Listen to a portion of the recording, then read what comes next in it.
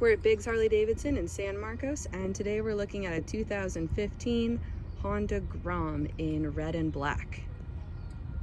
These motorcycles are 125 cc's, so they are not freeway legal, but they are so much fun to ride around on the surface streets. This is a great beginner bike, or just if you want a little like in-town hop around bike. They're extremely light, really nimble, and also really quiet. And this one is in great condition.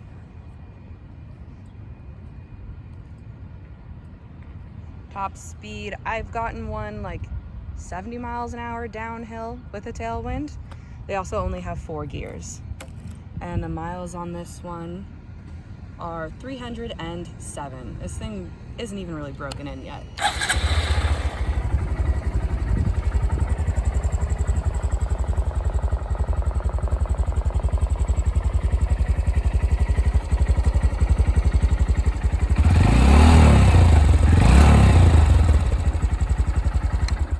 Again, we're at Biggs Harley Davidson, located in San Marcos, California, and we are open for test rides 6 days a week.